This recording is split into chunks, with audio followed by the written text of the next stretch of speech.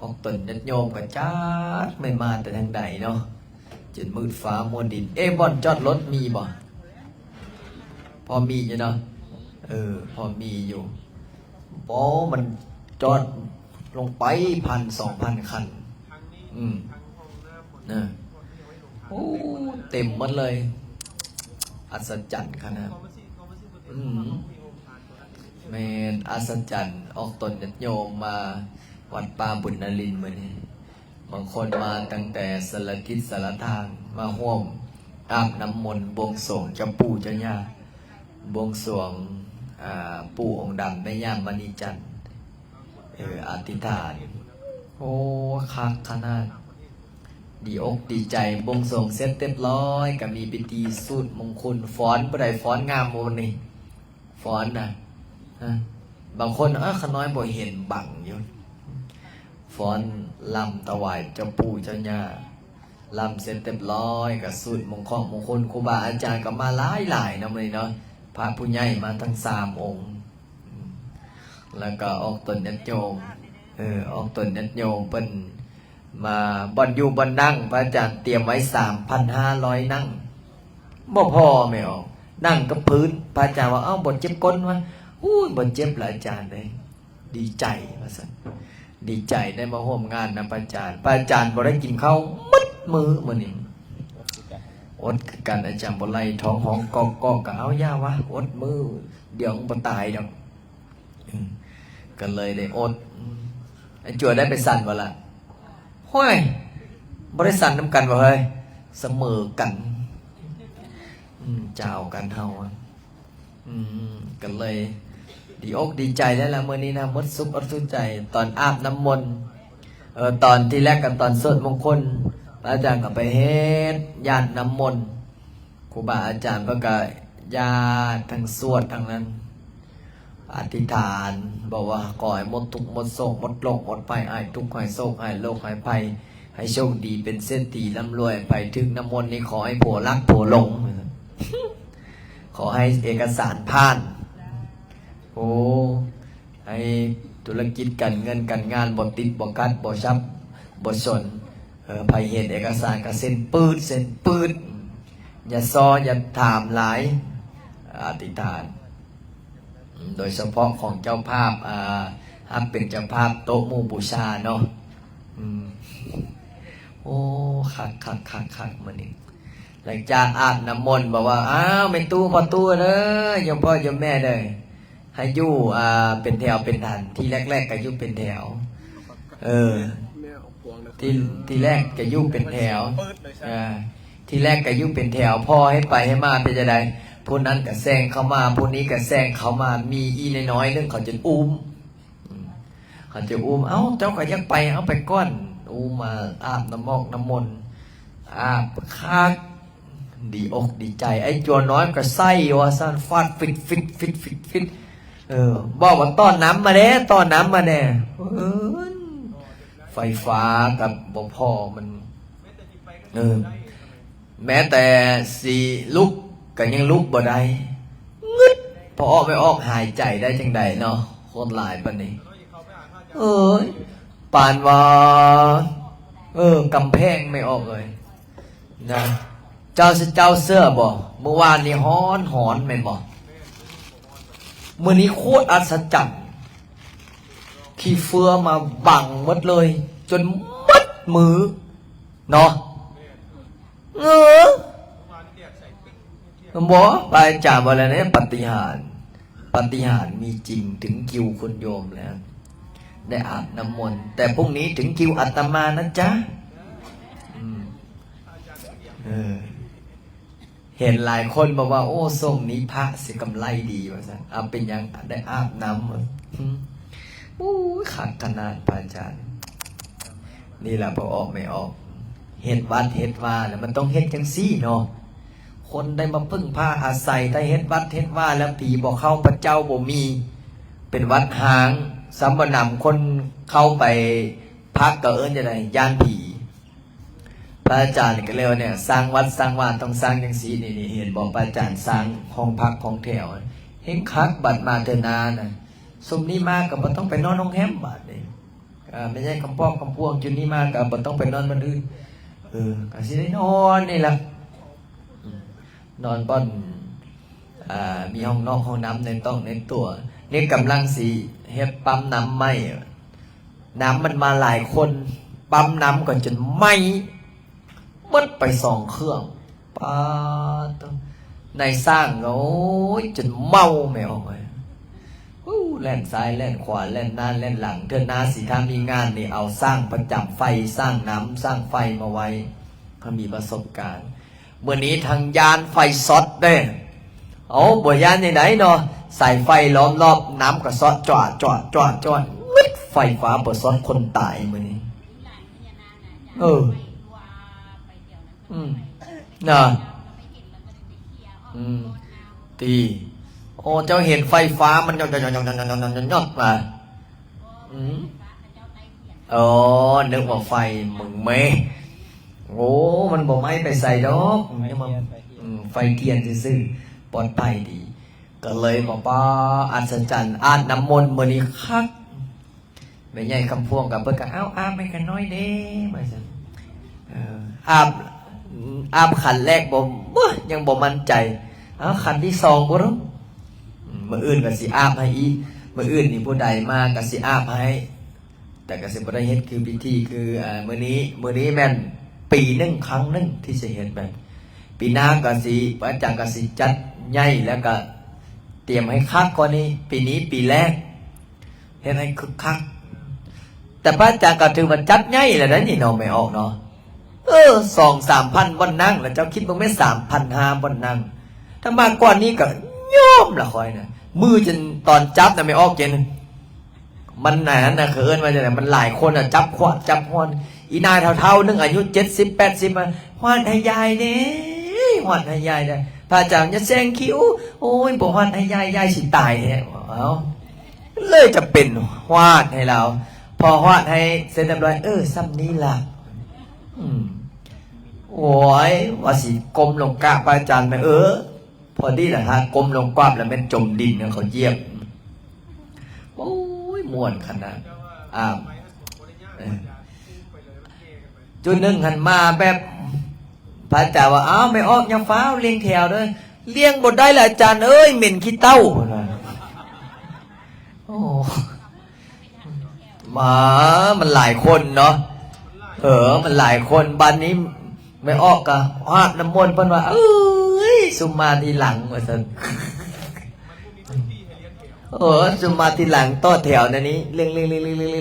คือพื้นที่มันบ่แม่มันแคบได้คนมันหลายเนาะคนมันหลายปีหน้าก่อนปีหน้าเฮาเฮ็ดอันนี้เสร็จเรียบร้อยเนี่ยพระอาจารย์ยังคิดในใจนี่ล่ะลานพญานาคนี่นะลานพญานาคนี่นะเฮาได้เฮ็ดได้ทำได้สร้างนี่นะโอ้เป็นบุญเนาะไม่ออกเงินทุกบาททุกกีบทุกสตังค์พอออกไม่ออกได้กินได้ทานได้ยกใส่เกาเท้าใส่หัวอธิษฐานเป็นบุญเป็นกุศลเพราะว่าหยังออกตนได้โยมได้มาพึ่งบุญมาพึ่งบารมีได้มานั่งได้มาเยียบได้มาสวดมนต์เจ้าคิดเบิ่งแม้เขาบ่กินก็มีแห้งเขาบ่ได้กินน้ำบ่ได้กินบางคนไปว่าโอ้ยเบิ่งไปหาโรงทานอย่าหวังมันบ่แม่นงานอันพระป้าแบบอาหารเนาะมันเป็นงานแบบธรรมชาติอันนี้เขาเรียกว่างานประจำปีพระอาจารย์ก็ออกโรงทานนี่เห็นโรงทานอยู่เห็นโรงทานขปุ่นไม่ออกพอออกกะหวายจะเพิ่นเห็นโต๊ะไอ้จั่วกับจอมจับไว้เลยได้ทำท่าเป็นเนียนได้เป็นได้ไอ้จั่วช่วงนี้ได้ไปเฮียนอยู่บ่เพิ่นยาบ่มีบ่นั่งพอไอ้จั่วลุกปุ๊บสอนปั๊บจึงเพิ่นฟานมื้อนี้คือกินข้าวแซ่บแต่ว่าป้าอาจารย์คิดในใจบ่แซ่บจังได๋มันญาติกันกินหลายคนเนาะจะว่าขอบใจห้องทานพอออกไม่ออกคณะสายบุญป้าอาจารย์ก็เลยถามว่าโอ้ยบางคนอาจารย์คือบ่อ่านซื่ออย่าว่าแต่อ่านซื่อทำไมออกคณะไม่ออกพอออกมาถวายเงินยังเคาะปึ๊บบางคนอาจารย์อ่านซื่ออันคันน้อยได้ป้าอาจารย์อ่านมาปึ๊บป้าตัวเขียนมาผู้10ผู้20ผู้5ปืดมาเป็น4-50 คนพระอาจารย์ก็เลยบอกอ่านก็ได้พระอาจารย์ก็ยกขึ้นมาโอ้ไม่ออกคำรามไม่ออก สีประเสริฐไม่พอออกบุญเรียบไม่ออกเวิร์นมณีไม่ออกอ้วนไม่ออกเกศนาไม่ออกปอยไม่ออกแก้วและก็ไม่ออกนวลนี่ยังไงไม่ออกนวลสาโอ้กสิอ่านทุกคนสิพอดีแหละ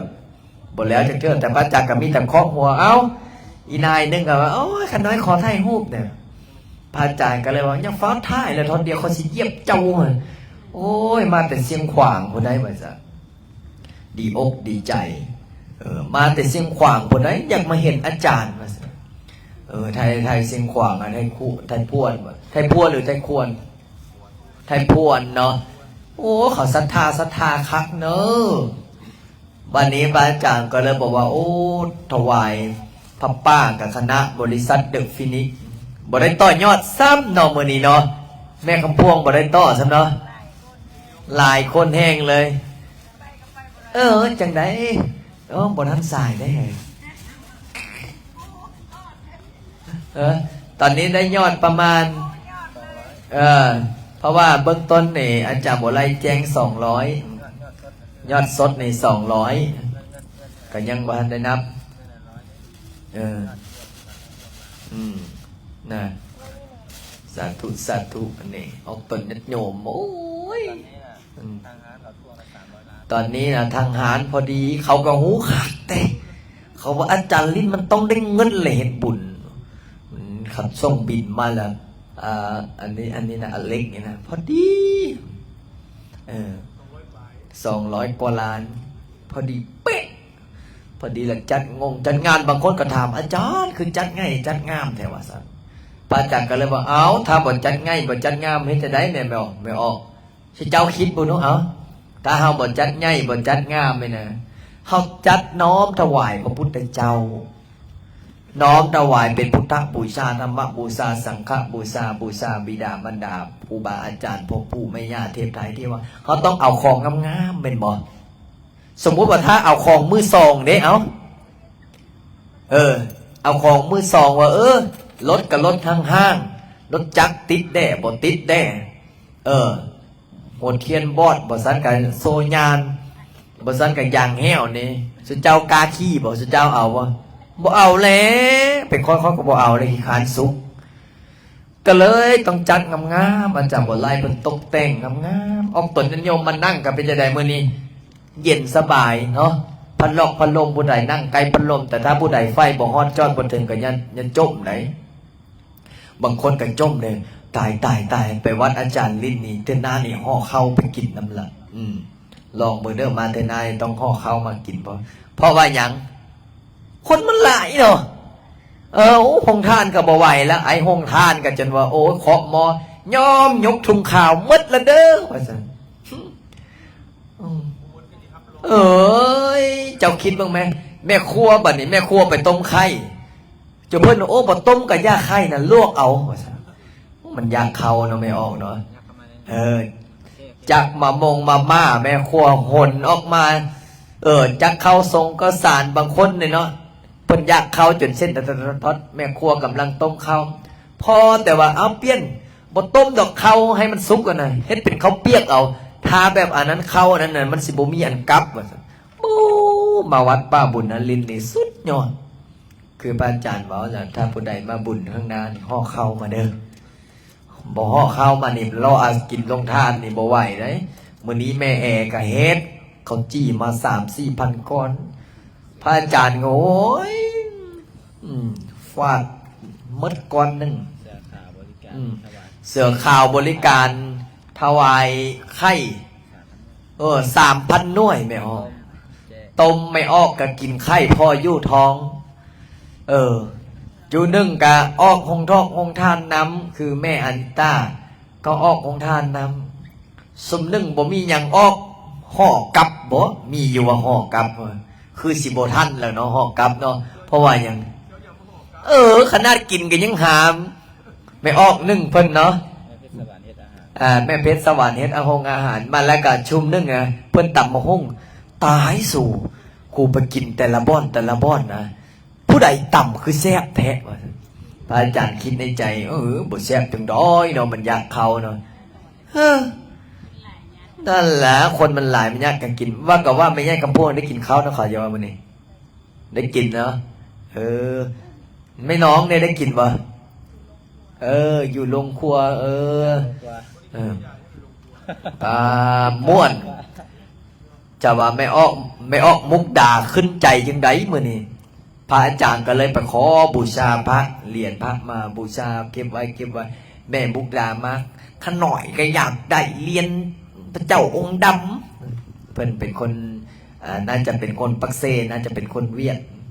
ขน่อยก็ยังได้เรียนพระเจ้าองค์ดำถวาย20 ล้านเนี่ยอาจารย์ให้สักองค์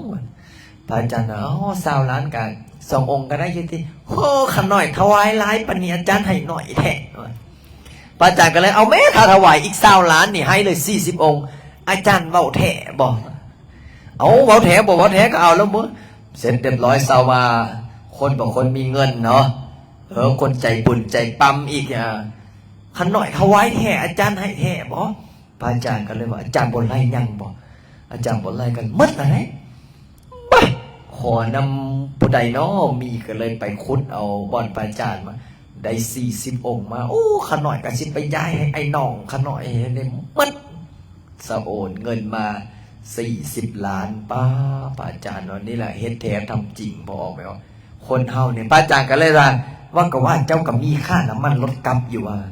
ต้องห่วงหรอกอาจารย์เขาหน่อยเติมมาเต็มที่แล้วแม่ตูเราก็นั่งภูมิอกภูมิใจไม่ออกมาเนี่ยภูมิอกภูมิใจที่ว่าพอออกไม่ออกกันพระอาจารย์อย่าว่าจังสันจังสีไม่ออกอย่าบอกไปนะพระอาจารย์จนได้ไล่ให้เมื่อชุนเจ้ากับเมื่อเนี่ยตีบ่ไปกับปั่นนั้นหูบ่ไม่ออกบอกให้เมื่อทนายเฮงนั่งเมื่อละเมื่อได้คอยอยากนอนเฮงแล้วนี่นะยกแข้งกับบ่ขึ้นยกขากับบ่ขึ้นตอนนี้ละขังเพิ่นว่าปั่นนั้นนั่งลมฮาบเอาจนนาทีสุดท้ายพระอาจารย์กับแซวเหมือนผู้สุดท้ายเนี่ยค่อยจะไปนอนเลยพระอาจารย์ก็ไปอาบน้ำกำลังล้มหัวลงสมนึกไปเคาะห้องอาจารย์ใส่บุญมาอีกแล้วไงพระอาจารย์ก็ลุกขึ้นมาเอาไม้เคาะหัวปึ้งเขาก็ว่าอาจารย์โยมทุกกองทุกจงทุกใจขอเวลาสัก1 โมงคุยได้ไหมพระอาจารย์โอ้ยอย่าว่าแต่1 โมงถอดคนปิดประตูก่อนพระอาจารย์ว่าเดี๋ยวเธอน้าจะมาล่มไปขน้อยสิถวายเงินเลยนะ30 ล้านเนี่ยอาจารย์ครับบอกมีแห้งหมดมันเนี่ยเส้นได้จ่ายค่ะไม่ออกถวายคนแกบ้าเด้หานเล็กกับทั่วหานเล็กทวงพอดีปุ๊บนึงเห็นอาจารย์บอไล่ส่งข้อความมาปิ้งอาจารย์ลินขาดเล็กได้มืออื่นนี่200 ล้านนะพาโตทางขาดเล็กขาดตอกขาดเต็นขายยังค่าเอาห้องอาหารม่วนจังใดก็ยากเห็นล่าสุดเมื่อกี้นี่ไอ้จวนทวงอะไรอาจารย์บ่มีซองว่างานนี่เฮ้ยพระอาจารย์ก็เลยบอกซองบอกมานี่ฝ่ามือต้มหัวดำแปะมันอันนี้ว่าซองอาจารย์อันนี้แหละเฮ็ดเบียกจวงกับเฮ็ดเบียกเต็มที่นะอยากได้อย่าว่าซองเลยแม่พวงให้เมื่อคืนนี้เอาไปใส่เมิดซื้อน้ำเพราะว่าเที่ยวซื้อน้ำแล้วเพิ่นได้เงินเพิ่นก็ซื้อน้ำเที่ยวแล้วเที่ยวอีกก็เลยบอกว่าเดี๋ยวสิให้มื้ออื่นจังให้แต่เฮามื้ออื่นนี่เฮามัดแขนได้หรือว่าแล้วสงกรานต์จังเอาเนาะเฮ้ยเนาะแล้วสงกรานต์จังเอานี่แหละความสามัคคีนะไอ้จั่วไอ้เนนมีอย่าว่าองค์ไปลักนอนมีบ่เฮ้ยคือสินอนบ่ได้แต่น้ำม่วนเนาะอยากเห็นไม่ออกเด้ดนได้เห็นเถอะเพิ่นก็ไส้ว่าสั้นพอไม่ออกกลับเมิดเรียบร้อยไปใส่หูบ่ไม่ออกป่านว่ากบป่านว่าเคียนตัวน้ำปุ่มปั๊มไปอาจารย์เลยมึงว่าก้อนหินละล้าได้แถวนั้นนะดีแต่บ่ได้ยิบน้อยเนาะลงซักเสื้อซักผ้าเนี่ยก็เลยเมื่อแรงนี่ทำความสะอาดแล้วก็เอาน้ำออกมื้ออื่นนี่เอาน้ำเข้าเมื่อแรงเอาน้ำเข้าอุ้ยคักขนาดคักบุญคักกุศลไม่ออกกะไอ้จั่วก็เลยสวยโอกาสมื้อนี้กูบ่เคยเห็นผู้หญิงกอดว่าซั่นเพิ่นก็ทำท่าได้ไม่ออกก็โอ้ยญาติเอาน้ำมนต์เนาะโอ้ยไอ้จั่วเพิ่นได้กำไรแหลมมื้อนี้แต่พระอาจารย์สิจั่วโอเล่สิถ้าไม่ยิ่งใกล้สิคือบ่คือนะ ถ้าแม่นผู้ชายหน้าตาดีๆใกล้เนี่ยเพิ่นเนี่ยโอ้ยิ้มเลยนะโอ้ยมื้ออื่นนี่ต้องได้รับสินไหมล่ะสุนเจ้าพิษสินมันคนหลายเด้นะไม่ออกเนาะบังไอ้จั่วจับเป็นกำแพงไม่ออกกันยูเข้ามายูเข้ามายูไปยูมาป้าคักนี่แหละไม่ออกเป็นบุญเป็นกุศลแต่ถ้าพระอาจารย์ตอนฮับบททั่วบทถึงก็ขออภัยเพราะว่าอย่างคนมันหลายคนมันหลายพระอาจารย์ยังบอกว่าเห็นบอกพระอาจารย์สิสร้างพระเจ้าใหญ่นะพระอาจารย์ด้านล่างเนี่ยพระอาจารย์จะเห็นศาลา100 เมตรคูณ100 เมตรนั่งลงไปเธอนาน100 เมตรคูณ100 เมตรนี่นั่งได้เป็นแสนคนเป็นหมื่นคนก็สิได้เฮ็ดได้ออกตนญาติโยมได้มีบ่อนที่พึ่งทางจิตทางใจคณะสายบุญสายญาติธรรมถวายพระปงพระป้าก็โอ้ยคักประธานพุทธก็บอกโอ้ยเต็มที่อาจารย์นี่เต็มที่พาคณะมามัดเห็นแล้วก็ภูมิอกภูมิใจพอออกไม่ออกก็สู้เต็มที่ญาท่านใหญ่วันคำญาท่านใหญ่บุญทวีญาท่านใหญ่ศรีทนครูบาอาจารย์อาจารย์เกศอาจารย์อุทัยอาจารย์มหาเวียงศักดิ์ญาท่านใหญ่ขันทองเพิ่นก็มานั่งเป็นประมุขประธานให้เพิ่นก็บอกว่าจะได้ปุ้ยตายเกิดมาก็เคยหูเคยเห็นนี่แหละพระจารย์ลินสมพอไม่ออกไม่ตนเพิ่นจังติดอกติดใจเพิ่นบ่เลิกคนรวยเพิ่นบ่เลิกคนจนเพิ่นห้ามโทษถึงมดสุกูสุคนเพิ่นห้ามโทษถึงมดสุกูสุคนเพิ่นเมตตามดสุคนเนาะสมกับเพิ่นหน้าตาดีว่าซั่นเพิ่นว่าโอ้ยใจดีกันหน้าตาดีกันธรรมดาเนาะไม่ออกก็เห็นอีนายนึ่งเท่าๆเนาะอะไรมาอันนั้นน่ะโอ้ขออภัยมื้อนี้เว้าเข้าหมดตกท้องก็ยังตกนะเราก็หาได้มันแล้วว่าจื้ออยู่บ่เฮ้ยมัดผมกับอลุงตุงนังย้ำแควย้ำมากทางย้ำมากนะทางเช็ดพระอาจารย์ก็เลยเห็นจกใบละพันกีบมาโอ้ยอยากทานเนี่ยว่าซั่นพระอาจารย์ก็ครับพระอาจารย์ว่าเงินนี่มันต้องมีเขาเรียกว่ามีพวกเส้นฟุ้นเส้นนั้นเปื้อนอยู่แล้วเนาะเงินเพราะว่าเงินเก่าเงินพระอาจารย์ก็ฮับให้บัดนี้ฮับเสร็จเรียบร้อยเพิ่นก็มักไม้นี่ว่างใสฮับให้บัดนี้เพิ่นก็จกเข้าแล้วเพิ่นก็จกออกมาปุ๊บใส่บาตรใส่ล่ะใส่บาตรมือนี่ก็เซ็ตขี้มูกนำพระอาจารย์ว่ามันใหญ่นี่มันเห็นหยังมันใส่เรียบร้อยหาใส่บาตรตากับมันจังมืดๆแน่ผู้เฒ่าไม่ออกแล้วก็หาใส่บาตรแล้วบัดนี้เอาบาตรอยู่ไสพระอาจารย์ก็เลยไม่ออกก็จ้องจับตาอยู่อาจารย์ลิ้นสิเฮ็ดจังได๋กับแม่ตูนี่บัดนี้เราพยักใส่บาตรใหญ่ๆฮะพระอาจารย์บ่แม่นบาตรใส่เขาอันนี้มันบ่มีบาตรโอ้ยสิเฮ็ดจังได๋เนาะเฮ็ดจังได๋เนาะสั้นๆเส้นสิเฮ็ดจังได๋ล่ะบัดนี้พระอาจารย์ก็เลี้ยวซ้ายเลี้ยวขวาเอามานี่พระอาจารย์ก็ยมยำเข้าปากนี่แล้วยำอึบบัดนี้ไม่ใหญ่เพิ่นบัดไอฮึกพิกขี้มูกดังป้องโอ้ยตายกูบาดนี่พระอาจารย์ก็เสียเสียบัดนี้บอกไอ้จัวเอาน้ำมานุยำแล้วก็น้ำฟุดคือดังมันหลอดตายแล้วกูหายไม่ออกนั่งเลี้ยงกันหนุ่มหัวบอกแม่นคอยสิกืนบ่ลงเลยนี่แหละอาจารย์ลินนะน่ารักใจดีเมตตาถ้าสมมตินะถ้าเฮาปฏิเสธโอ้แม่ตูนี่คือบอกเอาเขาบางอย่างนั้นอย่างสีคือเขามาถวายด้วยใจแล้วเขาถวายเฮาแล้วเบิ่งแม่ไอ้โจรนั่งเลี้ยงอยู่เพิ่นยังบ่ถวายบอกว่าโอ้เห็นอาจารย์ลินเสร็จเรียบร้อยเห็นเท้าละได้ไม่ออกเห็นเท้าละได้หลังจากที่ถวายเข้าพระอาจารย์สั่นให้เสร็จเรียบร้อยกืนน้ำเข้มอยู่สาธุมือจักได้หลางหมดเลยก็เลยหลังจากนั้นก็ฮับให้เสร็จเรียบร้อยบ้านมาตอนนั้นอันฮดน้ำมนต์บ่อนคนบอกคนผู้เฒ่าเนาะ น้ำมนต์คือว่าแล้วผู้เฒ่ามักเอาอย่างไปฟังลูกฟังหลาน เห็นอย่างก็ยังได้มดเนาะเพิ่นกับเก็บเอาขวดแถวนี้ล่ะใส่น้ำใส่ไปเฮาละโอ้ยอยากได้ให้อาจารย์ลิ้นกลางเอาน้ำมนต์ให้ได้ปาอาจารย์คิดในใจมื้อเช้านี่มึงเฮ็ดให้กูเข้มๆน้ำมนต์นี่มันยังฟาดอีกว่าบัดนี้บัดนี้มาอีกบัดนี้ไปกลางบอกไอ้จัวเอาน้ำให้ไม่ออกนี่นะเนาะเสร็จเรียบร้อยไอ้จัวกับตักให้เสร็จเรียบร้อยเพิ่นบอกบ่แม่นอาจารย์ลิ้นตักให้เงินทิมนี่คือเก้าโอ้ยเวียนคอยละเนาะจับมันตักให้อันนี้จังเอาเพิ่นว่าจังคังเรียบร้อยปาจากก็ให้เพิ่นก็โอ้ยออกไปนั้นญาติกันแล้วไม่ออกโอ้ยอาจารย์ลิ้นตักให้อาจารย์ลิ้นตักให้ดีใจนะคนเฮานะความดีใจนี่บ่ให้เว้า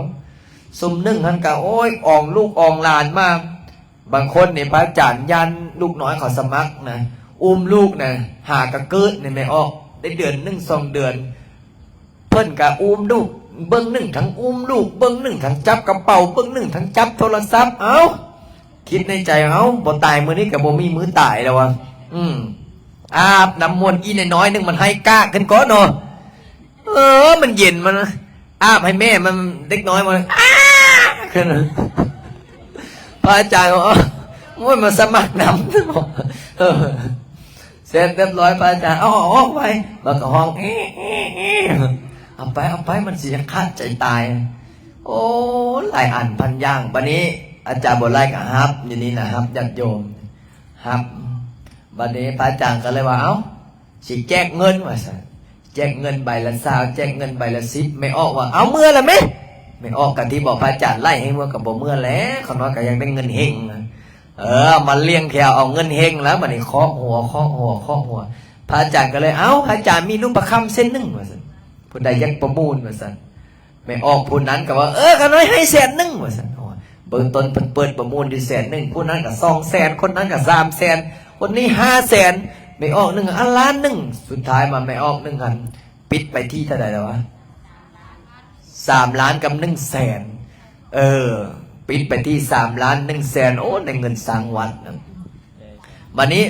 ไม่ใหญ่นึงคนบอกโอ้ขนาดก็อยากได้ไงพระอาจารย์ก็เลยว่าอยากได้แถวะอยากได้อะไรเงินบ่มีก็เลยพระอาจารย์ก็เลยผู้ใดมีใบ100ใบมีบ่100,000นี่เพิ่นก็ขน้อยมีเด้อแล่นมาตะพุ้นดีแต่บ่คลองสายไฟล้มฟาดอย่างนั้นพอดีแท้สิได้ย้อนแต่ยังมีสติเนาะมาฮอดก็งึดลำพกใบ500มา100 กว่าใบ100,000 กีบถ้าไม่เป็น100,000 บาทกับใครแน่เนาะพระอาจารย์ก็เลยให้มื้อนี้มือจะแม่นมือแจกเข็มกองเข็มคัดแจกหลายอันพันย่างแต่ลืมแจกหัวใจให้ไม่ออกหัวใจถวายพระพุทธเจ้านะหัวใจถวายพระพุทธเจ้าถวายต้นศรีมหาโพธิ์มีแต่ไม่ออกแจกหัวใจให้ตอนนี้ยังกดหัวใจให้รัวๆนี่นะพระอาจารย์ก็เลยนี่แหละพอออกไม่ออกเขาเป็นพระเนี่ยเขาต้องเมตตาบอกว่ารวยบอกว่าจนบอกว่าเป็นคนยังได้ก็อย่าพระอาจารย์ยังบอกสอนให้เป็นคนอ่อนน้อมถ่อมตนมาลดเห็นผู้ใดมากราบไว้ลดเห็นบอกคนไทยเนาะเขาเจ้าเห็นสวัสดีค่ะขนาดเห็นกันยกมือเสาดีนะอย่างสวัสดีตอนแรกอีกเนี่ยเฮาลูกศิษย์ลูกหาเฮาแม่เห็นไผ่กระย่ามาวัดมาปุ๊บสบายดีกินข้าวแล้วบ่ถามรถสมมติว่าถ้ามันกินบุกินกระย่านะถ้าบ่มีเดี๋ยวสิถามแม่ครัวคนเด้อเฮาก็ตีไปทางพ้นแล้วเบาเรื่องแม่ครัวบ่แม่นเมื่อยเอ็กเล็กแล้วบ่แม่ครัวเฮาได้ย้อนแต่ยังเก่งเฮานี่คนวัดเฮานี่ต้องอ่อนน้อมถ่อมตัวเห็นคนจอดรถปุ๊บถามสบายดีก่อนนะบ่เจอถามแม่เดือนนะแม่เดือนจังได๋ก็อย่าแม่เมตตายังอันตี้เจ้าอยู่ล่ะแม่เดือนแม่เมตตาน้อยนึงทัก5 นาทีละทักแล้วแม่เดือนถึงไหนแล้วฉันก็ไม่รู้เหมือนกันฉันก็ไม่เคยมาแป๊บหนึ่งทักอีกแล้วปานว่าขี้จะโลดมานี่แหละพระอาจารย์ให้เป็นคนอ้อมน้อมถ่อมตัวให้เป็นคนเว้าง่ายสอนง่าย พระอาจารย์สอนลูกศิษย์ลูกหาให้เป็นคนอมน้อมถ่อมตนอย่างใดก็ย่านเนาะขอบมกขอบใจโยมพ่อโยมแม่โยมพี่ที่มาร่วมงานนี้โอ้ยสุดอกสุดใจบางคนบ่ได้กินข้าวบางคนบ่ได้กินน้ำบางคนบ่มีบ่อนอยู่บ่อนนั่งบางคนนั่งตั้งแดดมีอีนายนึงเนาะเพิ่นขายที่ได้บ่อยอย่างนี้มานั่งบักมานั้นจมตั้งแต่9 โมงเช้าไม่ออก12 โมงจังถ้าอาจารย์มาช้ากว่านี้คันน้อยก็บ่ไหวแล้วล่ะถวายเงิน2 ล้านกีบอนุโมทนาบุญนี่แหละพระอาจารย์บอกผู้10ผู้5ได้กินได้ทานได้ร่วมอุปโภคโมทนาจังใดก็ย่าเนาะพอออกไม่ออกเนาะขอบมกขอบใจที่มาร่วมงานนี้หากวันตอนฮับบนโทษบนถึงก็ขออภัยหากว่าบ่ได้ถ่ายรูปนะพระอาจารย์ก็ขออภัยและกับพิเศษหากว่าผู้ใดที่พระอาจารย์วาดน้ำแล้วทึกโทรศัพท์ทึกกระป๋อกกระเป๋าถ้าผัวด่าถ้าผัวหายกันลงโทษที่พระอาจารย์นี่เด้อล่าสุดเห็นไม่ออก1โทรมาเมื่อกี้นี่อาจารย์ขอบใจอาจารย์แม่นยังเฮ็ดให้โทรศัพท์ขน้อยพังผัวไม่ผัวขน้อยซื้อให้เครื่องไม่17เลยพระอาจารย์คิดในใจสรุปบ่ดีหรือบ่ดีอันนี้นะไม่ออกดีหรือบ่ดีบ่สันมันทาบ่ย้อนพระลิ้นนี่บ่ได้ไดแม่นบ่แม่เจ้าคิดบ้างไหม10 ปีซาวซาดผัวบ่ซื้อโทรศัพท์ iPhone ให้แม่มาอาบน้ำมนต์เฮ็ดโทรศัพท์เปียกจื้อเด้อแม่เดือนเด้อมือก่อนสิเมื่อเนี่ยบอกโอ้ยพ่อตาไปวัดลูกพระเนี่ยอาบน้ำมนต์แล้วโทรศัพท์มันพังนี่ซื้อเครื่องใหม่ให้หน่อยเปียกหมดเลยว่ะ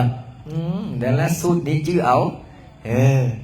แล้วกับผู้ใดที่ได้อุปโภคโมทนานำพระอาจารย์กันยกสเกาเท่าใส่หัวเงินทุกบาททุกกีบทุกสตางค์ก็สิเปลี่ยนเป็นอิฐเป็นปูนเป็นหินเป็นทรายพระอาจารย์ก็ตายไปก็เอาไปน้ำบ่ได้ละนี่สลาเห็นให้บอกตั้งพาวเวอร์ขึ้นอยู่นี่บางคนมาเห็นกับอาจารย์มันเจ้านี่ละมิดว่ะว่าก็ไหวอีหลีได้เนาะไหวบ่สุเจ้าอ่ะย้อนหยังไหวย้อนหยังเอา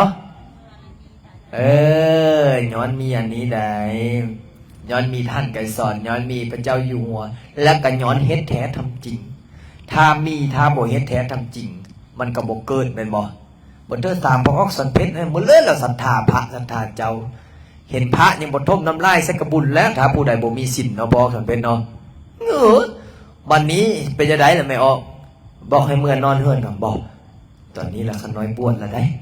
ยังเหลือแต่ห่มผ้าเหลืองเท่านั้นน่ะโอ้ยังเหลือแต่แทงหัวพระอาจารย์กันเลยว่ามันบ่ถึงเลขนะมันจ้องนวดเนี่ยบ่ว่าเอาถ้างวดนี้บ่ถึกรางวัลที่1กันแท้บ่นี่แท้ซะถ้าบ่ถึกรางวัลที่1นั่นก็เลยบอกว่าโอ้พอไม่ออกเลยดีอกดีใจเว้าไปก็คือสิมืดคืนนี้ก็บ่มืดล่ะเนาะแม่บิงเนาะเว้าไปมืดคืนนี้ก็บ่มืดล่ะเนาะเพราะว่ามันดีใจคักพระอาจารย์ก็เลยบ่พระอาจารย์ก็เลยมื้อนี้มือนี่นะบางคนถามว่าอาจารย์คือเล็บดำได้บอกว่าซั่นบ่ดำจังได๋เอาจกขี้มินเนาะทั้งเหลืองทั้งดำพอออกไม่ออกมาอาบน้ำพระอาจารย์ก็ฟาดฮวาดให้เต็มที่ฮวาดให้เมิดสุขูสุคนถ้าบางคนก็บ่โทษบ่ถึงก็ขออภัยพระอาจารย์ก็เลยบัดเมื่อยบัดนี้ฮวาดแล้วมีผู้นึง2-3 คนฮวาดจัง3-4 รอบก็บ่ออกจักเทื่อพระอาจารย์ก็เลยจับไหมมาแล้วบัดนี้เบิ่งอีนายนี่คือมันมาออกยากออกซ่าเด้พระอาจารย์ก็ฮวาดปึ๊บเอาหูนะโกบหัวพระอาจารย์กับไม้ข้อหัวปั๊มเสร็จเรียบร้อยเป็นยังไงอย่าเอารอบ2เด้ออาจารย์นะเมื่อไหวหูนี่อึ้งแล้วอะบอกอึ้งยังไงไม่ออก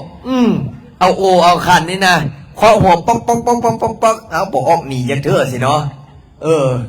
หอดแล้วหอดอีกหอดแล้วหอดอีกพระอาจารย์ก็เลยว่าเปียก2เปียก3แล้วยังบนหนีอยู่พระอาจารย์ก็เลยจื้อสูตรแล้วถ้ายังบนหนีอีกบ้านนี้แม่นจับเอาทั่วลงอย่างออกตนยันโยมกันเต็มที่มือนี้เอาใจหนักกับญาติเนาะเอาไว้ท่านเล่ามืออื่นได้เนาะแม่เนาะ